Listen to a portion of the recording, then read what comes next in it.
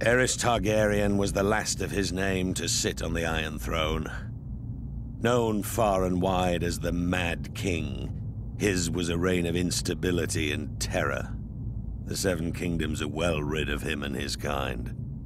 Oh, he may have appeared to be a capable ruler at first, but that was due in no small part to his counselors, led by the hand of the king, Tywin Lannister.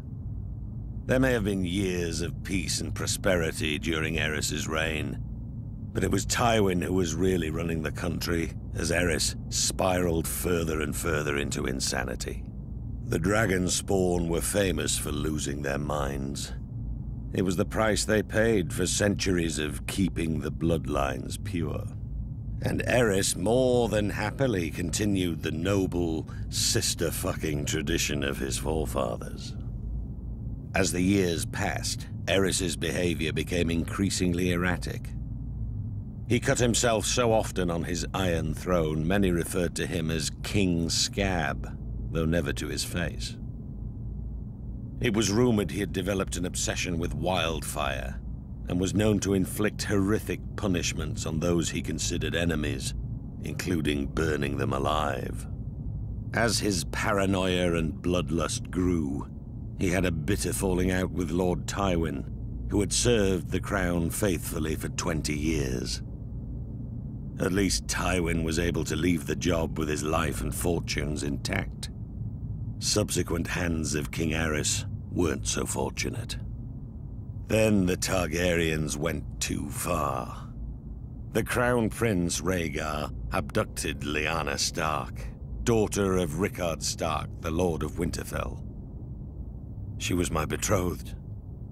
She was my beloved. Beautiful and spirited woman, and I loved her more than life itself. Rhaegar went south with Lyanna, hiding her away in Dorne.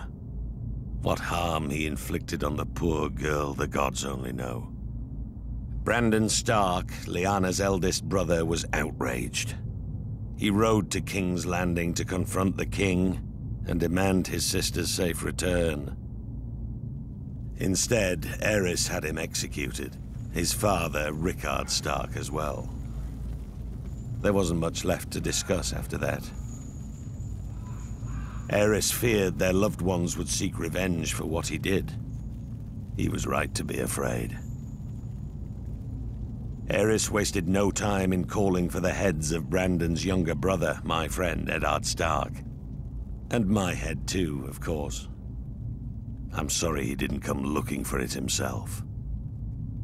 Alongside Jon Arryn of the Vale, the man who fostered Ned and I as children, Baratheons, Starks, and Tullys all called their banners. Once our rebellion began, the Mad King's days were numbered.